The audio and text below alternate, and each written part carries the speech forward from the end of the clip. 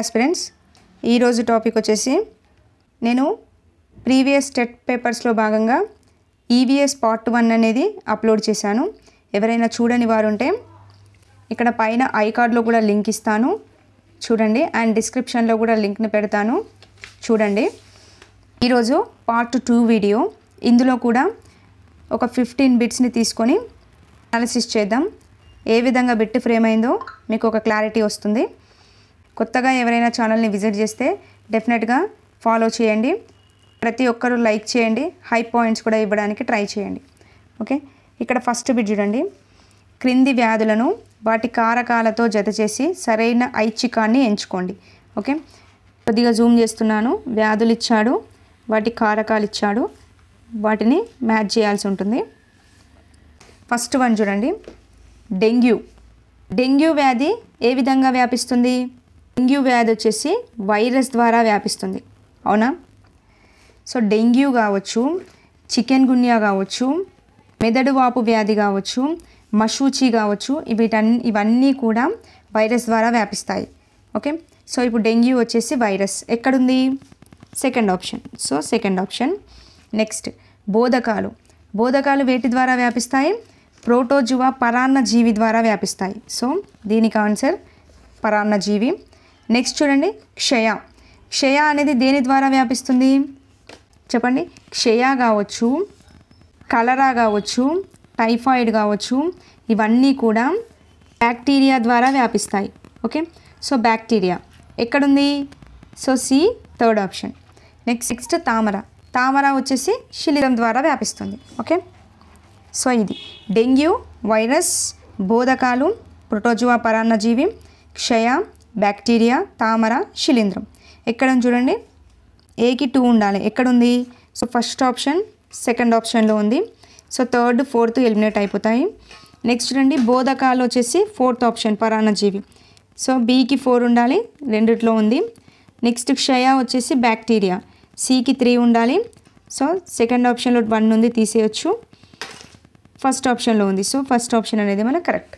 Okay, so చూసుకోండి compulsory వ్యాధులు అవి వేటి ద్వారా వ్యాపిస్తున్నాయి, వ్యాపించే విధానం ఏ విధంగా ఉంది, దానికి సంబంధించిన నివారణ పద్ధతులు ఏంటి అనేది కూడా చూసుకోవాలి. ఓకే, దీంట్లో నుంచి డెఫినెట్గా ప్రతిసారి బిట్టు పడుతుంది, చూసుకోండి. నెక్స్ట్ ఈ బిట్ చూడండి. కొద్దిగా థింక్ చేస్తే బిట్కి ఆన్సర్ పెట్టచ్చు.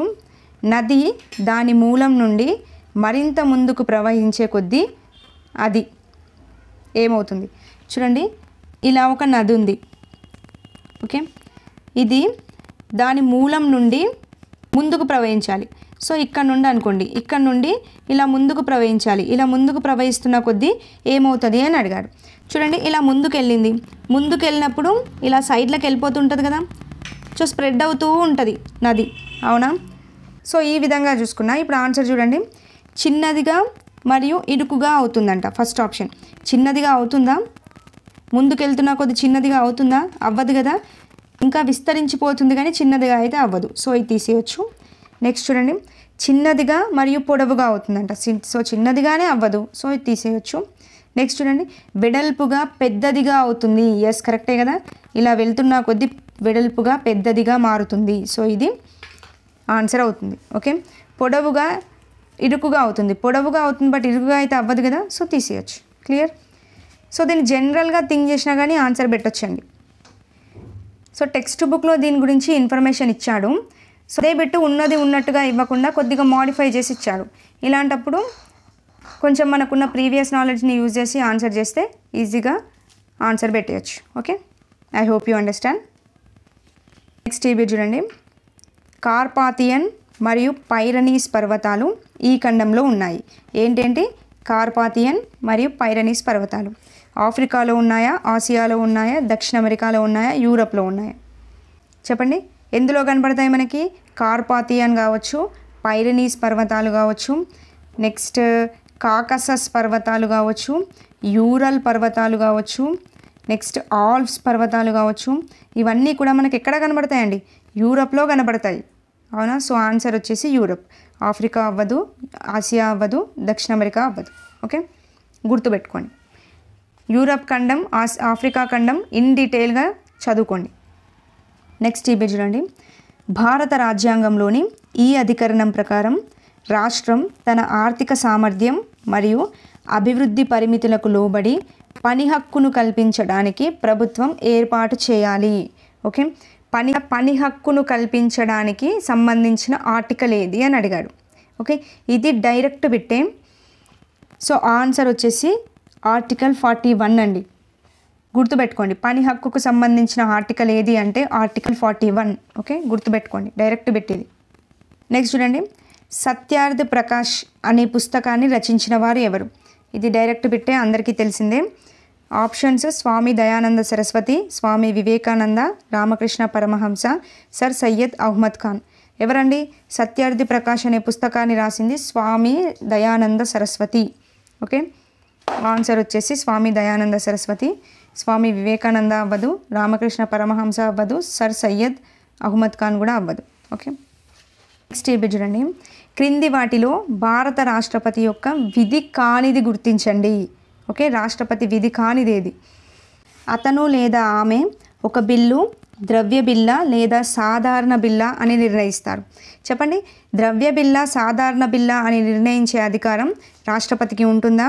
ఉండదు కదా, సో తీసేయచ్చు. అంటే ఇక్కడ ద్రవ్య బిల్లా లేదా ఆర్థిక బిల్లా నిర్ణయించే అధికారం పార్లమెంటుకు ఉంటుంది. అందులో కూడా లోక్సభలో ఎక్కువ సభ్యులు ఉంటారు కాబట్టి ఒక బిల్లు ద్రవ్య బిల్లా సాధారణ బిల్లా నిర్ణయించే అధికారం ఎక్కువగా లోక్సభకు మాత్రమే ఉంటుందండి. సో ఇందులో రాజ్యసభ దాన్ని తిరస్కరించాల్సిన అధికారం అయితే ఉండదు. సో లోక్సభకే ఎక్కువ అధికారం ఉంటుంది. సో ఇది పార్లమెంటు పని కాబట్టి ఇది తీసేయచ్చు. నెక్స్ట్ చూడండి, అతడు లేదా ఆమె పార్లమెంటు ఉమ్మడి సమావేశానికి పిలుపునిస్తారు. ఎస్, ఉమ్మడి సమావేశానికి పిలుపునిచ్చేది భారత రాష్ట్రపతి. సో ఇది అతని యొక్క విధే అవుతుంది. నెక్స్ట్, అతడు లేదా ఆమె ప్రధాన ఎన్నికల కమిషనర్ను మరియు ఇతర ఎన్నికల కమిషనర్లను నియమిస్తారు. ఎస్, ఇది కరెక్టే కదా. ప్రధాన ఎన్నికల కమిషనర్ని, ఇతర ఎన్నికల కమిషనర్లను నియమించే అధికారం రాష్ట్రపతికి ఉంటుంది. ఇది అతని యొక్క విధే అవుతుంది. నెక్స్ట్, భారత రాజ్యాంగంలోని ఆర్టికల్ 352 ప్రకారం జాతీయ అత్యవసర పరిస్థితిని ప్రకటించేది రాష్ట్రపతి. సో ఇది ఆన్సర్ అవుతుంది. ఓకే, కానిది వచ్చేసి first one. Clear? I hope you understand. Next bit, ప్రధానంగా నగరాలకే పరిమితమైనప్పటికీ బ్రిటిష్ ప్రభుత్వానికి వ్యతిరేకంగా చేపట్టిన మొదటి అఖిల భారత పోరాటం. చెప్పండి, బ్రిటిష్ ప్రభుత్వానికి వ్యతిరేకంగా చేపట్టిన మొట్టమొదటి అఖిల భారత పోరాటం ఏది? రౌలట్ సత్యాగ్రహం. ఖేడా నిరసన ఉద్యమం అవ్వదు, అహ్మదాబాద్ వస్త్ర కార్మికుల ఆందోళన అవ్వదు, చంపారన్ ఆందోళన కూడా అవ్వదు. ఓకే, రౌలట్ సత్యాగ్రహం అనేది బ్రిటిష్ ప్రభుత్వానికి వ్యతిరేకంగా చేపట్టిన మొదటి అఖిల భారత పోరాటం అండి. ఓకే, గుర్తుపెట్టుకోండి. నెక్స్ట్ చూడండి, చోళ శాసనాల ప్రకారం వెల్లన్ వాగై దీన్ని సూచిస్తుంది. చూడండి, చోళల్లో వచ్చేసి భూములను వివిధ రకాలుగా పేర్కొంటారండి. దాంట్లో చూసినట్లయితే ఒకటి వెల్లన్ వాగై అని ఒక భూమి ఉంటుంది. ఇది ఎవరికి చెందిన భూమి అంటే బ్రాహ్మణేతర రైతులకు సంబంధించిన భూమి అండి ఇది. ఓకే, నెక్స్ట్ బ్రహ్మదేయ అని ఒక భూమి ఉంటుంది. ఇది వచ్చేసి బ్రాహ్మణులకు బహుకరించే భూమి. నెక్స్ట్ వచ్చేసి శాలభోగా ఉంటుంది. ఇది వచ్చేసి పాఠశాల నిర్వహణకు సంబంధించిన భూమి. నెక్స్ట్ వచ్చేసి దేవదాన అని ఉంటుంది. తిరునామత్తుకని అని ఉంటుంది. ఇది దేవాలయాలకు సంబంధించింది. నెక్స్ట్ పల్లిచంద్ర అని ఉంటుంది. ఇది వచ్చేసి జైన సంస్థలకు విరాళాలు ఇచ్చే భూమి అండి. ఓకే, జైన సంస్థలకు విరాళాలు ఇచ్చే భూమి. ఇప్పుడు చూడండి, వెల్లన్ వాగై అని అడిగాడు. వెల్లన్ వాగై దేనికి సంబంధించింది? బ్రాహ్మణులకు బహుకరించిన భూమియా? బ్రాహ్మణులకు బహుకరించిన భూమి ఏది? బ్రహ్మదేయ. సో ఇది ఆన్సర్ అవ్వదు. నెక్స్ట్ చూడండి, దేవాలయాలకు బహుకరించిన భూమి చెప్పదాన మరియు తిరునామత్తకుని అని చెప్పాను. సో ఇది ఆన్సర్ అవ్వదు. నెక్స్ట్, పాఠశాల నిర్వహణ కోసం బహుకరించిన భూమి ఏది? పాఠశాల నిర్వహణ కోసం బహుకరించిన భూమి శాలభోగ. సో ఇది ఆన్సర్ అవ్వదు. నెక్స్ట్, బ్రాహ్మణేతర రైతులకు చెందిన భూమే వెల్లన్ వాగై. అవును కదా, ఇదే కదా. సో ఆన్సర్ వచ్చేసి డి. క్లియర్? ఇక్కడ మెన్షన్ చేసిన ప్రతి పాయింట్ ఇంపార్టెంటే, చూసుకోండి. ఇవన్నీ ఎందుకు చెప్పానంటే, ఒక బిట్ డిస్కస్ చేస్తున్నాము అంటే మీకు ఎంతో కొంత సబ్జెక్ట్ అనేది రీకాల్ అవ్వాలి. జస్ట్ క్వశ్చన్ తీసుకొని దానికి డైరెక్ట్గా ఆన్సర్ చెప్పేసి వీడియోని కంప్లీట్ చేస్తే మీకు దానివల్ల యూజ్ ఏమీ ఉండదు.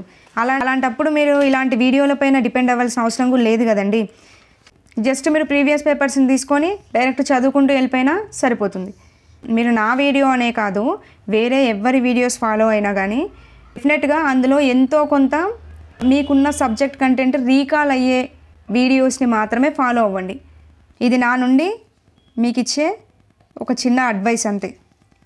అంటే వీడియోస్ చూసి టైం వేస్ట్ చేసుకునే కంటే కొంచెం మనకి యూజ్ అయ్యే వీడియోస్ చూస్తే ఎంతో కొంత సబ్జెక్ట్ నాలెడ్జ్ వస్తుంది అనేది నా ఇంటెన్షన్ అంతే. ఓకే, స్టీబిట్ చూడండి. రైత్వారీ వ్యవస్థలో రైతు స్థితిని ఈ క్రింది వాటిలో ఏది బాగా వివరిస్తుంది? ఏంటి రైత్వారీ విధానం గురించి వచ్చింది. రైత్వారీ విధానాన్ని ఎవరు ప్రవేశపెట్టారండి? థామస్ మన్రో ప్రవేశపెట్టాడు. సో ఇది అందరికీ తెలిసిందే కదా. అసలు రైత్వారీ విధానం ఎందుకు వచ్చింది? ఇక్కడ ఇతను ఏం చెప్తాడు అంటే, ఈ రైత్వారీ విధానంలో రైతు అంటేనే భూమిని సాగు చేసేవాడు. అంటే ఇక్కడ రైత్వారీ అంటే రైతులకే సాగు హక్కుని ఇచ్చేస్తాడండి. ఓకే, రైతులకు సాగు హక్కుని ఇవ్వడాన్నే రైత్వారీ విధానం అంటాడు. అంటే ఇక్కడ ఏం చెప్తాడంటే, భూమిని సొంతంగా సాగు చేసే లేదా ఇతరులతో సాగు చేయించే భూమి యొక్క వాస్తవ యజమానులు ఉంటారు కదా, వారి నుంచే నేరుగా శిస్తు వసూలు చేయాలని చెప్పేసి చెప్తారు. అంటే ఇక్కడ ఎవరైతే భూమిని సాగు చేస్తున్నారో వారి నుండే నేరుగా శిస్తు వసూలు చేయాలి. ఓకే, ఇదే రైత్వారీ విధానం. ఆప్షన్ చూడండి. భూమిపై ఎటువంటి చట్టపరమైన హక్కులు లేని అద్దెదారు. అవుతుందా? అవ్వదు కదా. నెక్స్ట్, నేరుగా ప్రభుత్వానికి ఆదాయాన్ని చెల్లిస్తూ గుర్తింపు పొందిన భూ యజమాని. ఎస్, ఇదే అవుతుంది కదా. భూ యజమాని ఏం చేస్తాడు? నేరుగా ప్రభుత్వానికే ఆదాయాన్ని చెల్లిస్తాడు. ఇదే రైత్వారీ విధానం. సో ఆన్సర్ వచ్చేసి సెకండ్ వన్. పన్ను వసూలులో మధ్యవర్తిగా వ్యవహరించే జమీందారు. అవుతుందా? అవ్వదు, తీసేయచ్చు. నెక్స్ట్, తాత్కాలిక సాగు హక్కులతో భూమి లేని కార్మికుడు. అవ్వదు, తీసేయచ్చు. చూడండి, Mahesh state bank of India savings bank ఖాతాలో 10 లక్షల మొత్తాన్ని డిపాజిట్ చేశాడు. దీనికి గాను. ఓకే, ఇక్కడ సేవింగ్స్ ఖాతా గురించి తెలిస్తే మనం ఈ బిట్టికి ఆన్సర్ చేయవచ్చు. ఆప్షన్ చూడండి. మహేష్ వడ్డీ అందుకుంటాడు. ఎస్, కరెక్టే కదా. సేవింగ్స్ అకౌంట్ తీసుకొని దాంట్లో ఎంతో కొంత మొత్తాన్ని జమ చేస్తే మనం ఇక్కడ జమ చేసిన దానికి ఎంతో కొంత వడ్డీ అనేది అందుకుంటాం. సో ఆన్సర్ వచ్చేసి మహేష్ వడ్డీ అందుకుంటాడు. మహేష్ ఎటువంటి వడ్డీ అందుకోడు. ఎందుకు అందుకోడు? కంపల్సరీ అందుకుంటాడు. సేవింగ్స్ అకౌంట్ అంటేనే వడ్డీ అనేది మనకు యాడ్ అవుతుంది. సో ఇది తీసేయచ్చు. మహేష్ అందుకునే వడ్డీ రేటు ఫిక్స్డ్ డిపాజిట్లపై బ్యాంకు చెల్లించే వడ్డీ రేటు కంటే ఎక్కువ. సో కాదు కదా, తీసేయచ్చు. మహేష్ అందుకునే వడ్డీ రేటు రికరింగ్ డిపాజిట్లపై బ్యాంకు చెల్లించే వడ్డీ రేటు కంటే ఎక్కువ. సో ఇది అవ్వదు, తీసేయచ్చు. ఓకే, డెఫినెట్గా ఇక్కడ వడ్డీ మాత్రం అందుకుంటాడు. సో ఆన్సర్ వచ్చేసి ఫస్ట్ వన్. క్లియర్. నెక్స్ట్ ఈ బిట్ చూడండి. Direct bit, previous DSC bit కూడా అండి ఇది. ఓకే, ప్రీవియస్ డిఎస్సిలో కూడా పడింది బిట్టు. ఈ బ్యాక్టీరియా మొక్కలు మరియు జంతువుల వ్యర్థాలను కుళ్ళిపోయేలా చేసి ఎరువులుగా మారుస్తుంది. Options bacillus, enterobacter, azotobacter and nitrobacter and campylobacter. ఏదండి? మొక్కలు మరియు జంతువుల వ్యర్థాలను కుళ్ళిపోయేలా చేసి ఎరువులుగా మార్చేది అజాటోబాక్టర్ మరియు నైట్రోబాక్టర్ అండి. ఆన్సర్ వచ్చేసి third one. Okay, previous DSC bit కూడా 2024 డిఎస్సి బిట్. కావాలంటే పేపర్స్ చెక్ చేసుకోండి. ఈ వీడియోలో ఇదే లాస్ట్ బిట్ అండి. మొక్క కోసం ఆహారాన్ని తయారు చేసే పనిని ఈ భాగం నిర్వహిస్తుంది. చెప్పండి, ఒక మొక్కలో ఆహారం అనేది ఏ భాగంలో తయారవుతుంది? కాండంలో తయారవుతుందా? కాదు కదా. పువ్వులో తయారవుతుందా? కాదు. వేర్లలో తయారవుతుందా? అవ్వదు. సో ఆన్సర్ వచ్చేసి ఆకు. ఆకులోనేగా తయారయ్యేది. సో ఇక్కడ వేర్లు ఏం చేస్తాయి? భూమిలో ఉన్న నీటిని, ఖనిజ లవణాలని వేర్ల ద్వారా గ్రహిస్తాయి. ఈ వేర్ల ద్వారా గ్రహించిన వాటిని అన్నింటినీ కాండం ఏం చేస్తుంది? మొక్కలోని వివిధ భాగాలన్నింటికీ కాండం అనేది అందిస్తుంది. ఓకే, సో ఈ రెండింటి పని అయితే ఆహారం తయారు చేయడం కాదు. మొక్కలో ఆహారం తయారయ్యే భాగం వచ్చేసి ఆకు. అవునా? సో ఆన్సర్ వచ్చేసి ఆకు. ఓకే, ఇవ్వండి ఈరోజు పార్ట్ 2 వీడియోలో ఒక 15 బిట్స్ని అనాలిసిస్ చేసాం. దీని ద్వారా మీకు ఏ విధంగా ఫ్రేమ్ అవుతుంది అని తెలిసిందని అనుకుంటున్నాను. సో వీడియో యూస్ఫుల్గా అనిపిస్తే మాత్రం తప్పకుండా ఒక లైక్ మాత్రం చేయండి. మీరు చేసే ఒక్క లైక్ వల్ల మన వీడియో ఎంతో కొంతమందికి, మనలాంటి ఆస్పిరెంట్స్కి రీచ్ అవుతుంది. వీడియోలో మళ్ళీ కలుద్దాం. థ్యాంక్ యూ అండి. Thank you for watching.